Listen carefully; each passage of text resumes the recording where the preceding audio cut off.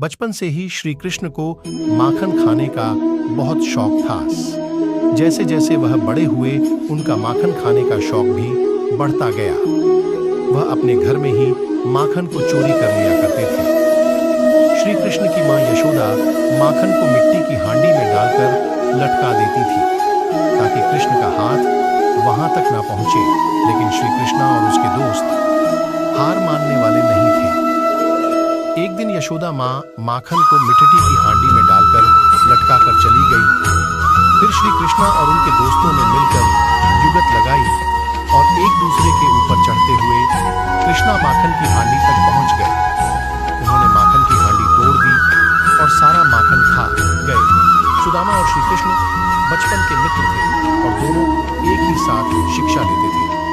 सुदामा बहुत गरीब था, वह ब्राह्मण था, इसलिए वह दिन भर में 5 घर से भिक्षा मांगकर अपना और अपने परिवार का पेट पालता था। उसे जितना मिलता था उसी से गुजारा करता था, परंतु मिलने वाली भिक्षा उसके लिए पर्याप्त नहीं थी। उसका और उसके परिवार का पेट भी उससे करता नहीं था। इसी भिक्षा से अतिथि सत्कार भी हुआ करता था।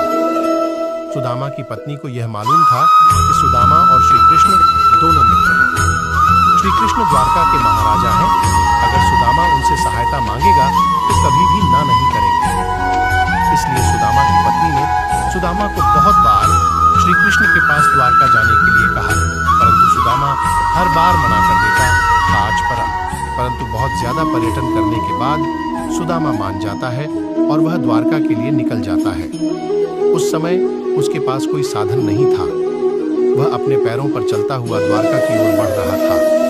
वह संकोच और लज्जा से भरा हुआ द्वारका की ओर निकल पड़ा। काफी दूर चलने के बाद उसे रास्ते में एक बैलगाड़ी मिलती है जिस पर व्यापार के लिए खूब सारा माल लदा हुआ था। मुरारी ने सुदामा को द्वारका चलने के लिए मना लिया। गाड़ी पर बैठकर दोनों द्वारका के पास पहुंचे। वहां पहुंचते ही बैलगाड़ी वाले ने सुदामा से कहा कि आपका रास्ता यहाँ से अलग है और मेरा अलग है। सुदामा आगे चलने के बाद वहां से वापस आ गया।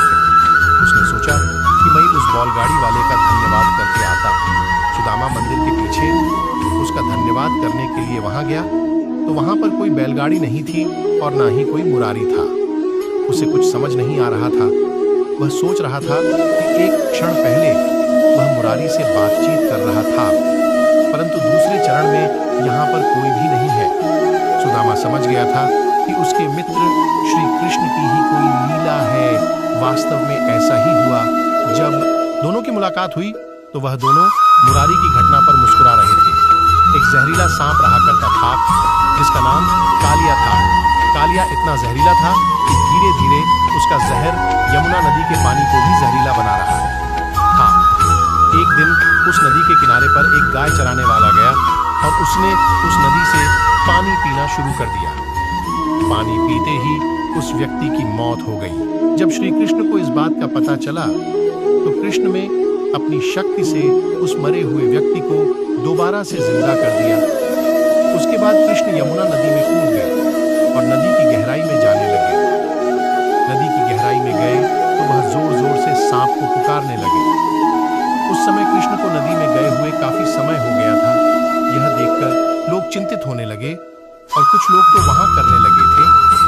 उसके बाद कालिया सांप नदी के अंदर से बाहर निकला और श्री कृष्ण के सामने आया।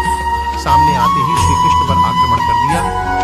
देखते ही देखते श्री कृष्ण उस कालिया सांप के सर पर नाचने लगे।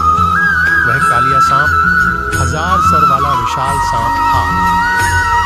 श्री कृष्ण इतनी तेजी से नाचने लगे थे कि कालिया सांप के मुंह से खून निकलने लगा। जब यह बात कालिया की पत्नी को पता चली तो वह श्री कृष्ण के सामने कालिया के जीवन की भीख मांगने लगी।